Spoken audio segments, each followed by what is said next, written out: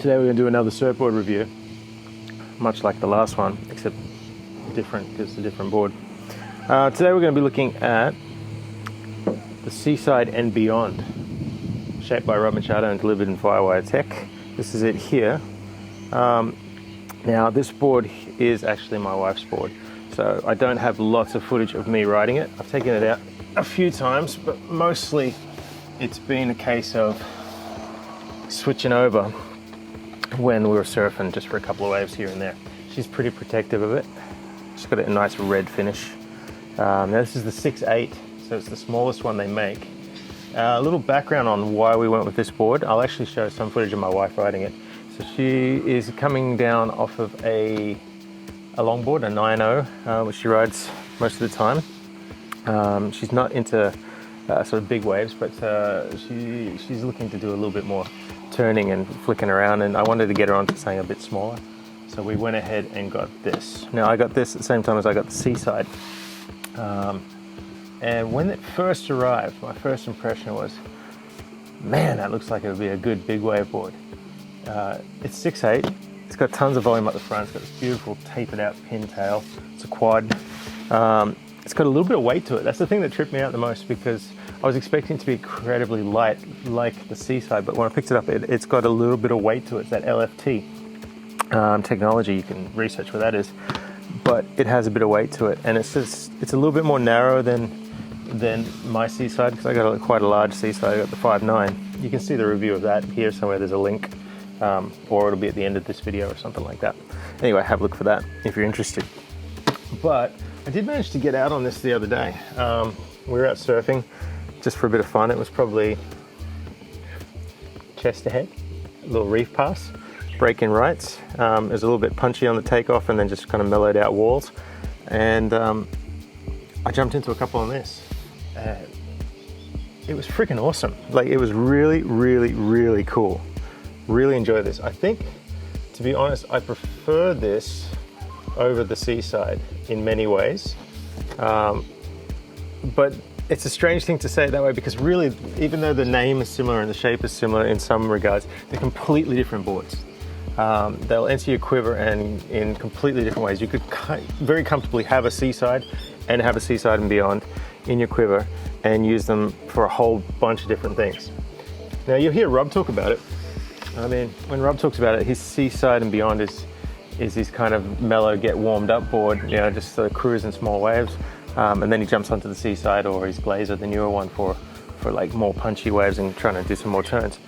I kind of viewed this board a little bit differently than that.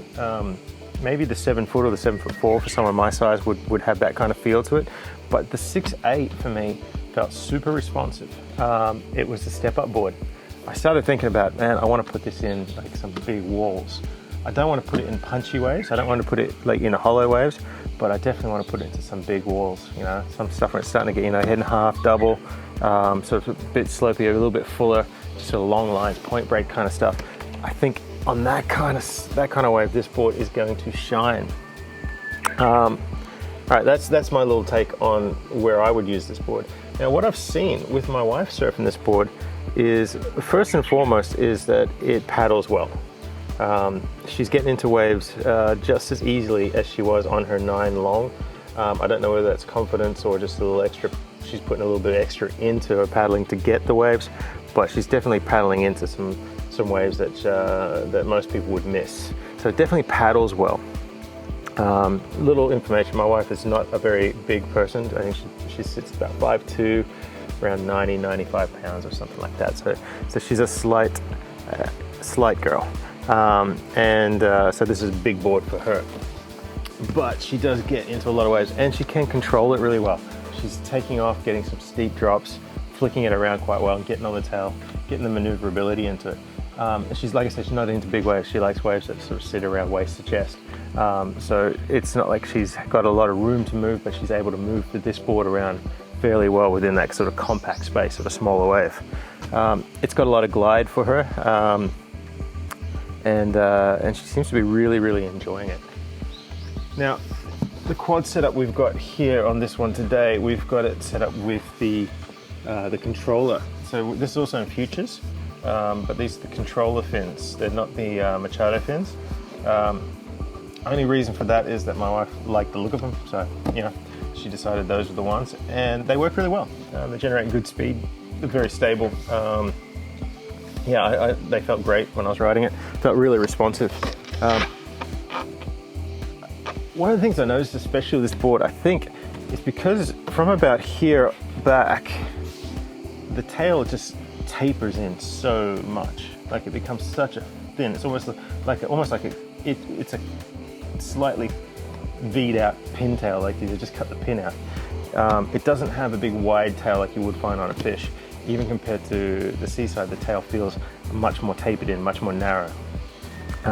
So you really only have to get your foot slightly back to really sort of engage the board's maneuverability, to be able to flick it around. You don't need to get your feet all the way back here. I mean, you can sort of have your foot somewhere in here, which as you can sort of see is like miles in front of the fins, and still be able to like really whip this board around, which is really interesting because you can take off on it on a steeper wave, bury that tail a little bit to stop the nose from sticking, and then sort of scoop forward, and you've got all this volume which just generates incredible amounts of speed down the line. Okay, and then you can step back a little bit to whip it around a bit. I was having so much fun. Like literally, I didn't expect it to be as fun as it was, and as maneuverable as it was, but still able to hold the line the way it does. So I really can't wait to get this into some solid surf and give it a test, and hopefully not break it. Because if I do, I might be looking for a new board and possibly a new place to live. Construction-wise, look, it's a really sturdy board. It's got weight to it. The design, the flow, everything feels good. It paddles well. The rails are kind of tapered down nicely so that it's not too boxy or too full in the rails. Yeah, I mean, the leaderage jumps up pretty dramatically. So the 6.8 is at 40, what was it again? It was 40 and change, I think. Yeah, 40.9, so I mean, it's almost 41 liters here. But once you go to a 7, it jumps up to like almost 46. I think it's 45 and something. So the leaderage jumps up quite quickly as you go up in the sizes there. But the 6.8 to me is like an awesome step up. I could imagine, like taking this and the Seaside in like a 5.6 or a 5.7, 5.8, whatever size you want. But a Seaside and a Seaside and Beyond on an Indo trip or on a boat trip, you would be pretty much set for anything you'd want. Like I would be looking at this board not for smaller days, I'd be looking at this board for when it was getting bigger and pumping and you wanted to like get in early on one of those big walls. This board would just kind of almost gun sort of material there. It's definitely a step up. But yeah, you're not going to find yourself struggling to get it into the waves. You're not going to find yourself struggling to hold your line. The speed is phenomenal. It's just going to draw huge long lines. I think there is actually footage or photos at least of Rob on some pretty solid waves on the Seaside and Beyond, and it looked like it's what it sort of haphazardly became made for. I've heard it referred to, I mean, it's called a mid-length, but I've heard it referred to as a fun board, and it is fun, but I wouldn't put it in the category of sort of a beginner's board. It's definitely not something that you want to jump on when you're totally beginning, because it's going to buck you around a little bit. It's a fast board, and it's a bit twitchy. If you don't move smooth and keep yourself planted and sort of find your flow, if you try to surf this with like aggression or get a little bit erratic with it, it's going to buck and kick you back. It's very, very sensitive. So it's definitely not a beginner's board. It's definitely not just a fun, playful board. It's a high performance mid-length, I guess, is how I best think about it. Yeah, it's a bullet. It's so fast. It's so fast. It's so fun. It's surprising. That's what this board is. This board is surprising. And I loved every wave I got on this so far. I've really, really loved. Actually, so that's not true. The one wave I didn't love on it was a really small wave, because I don't think it's a small wave board. Not in this size anyway.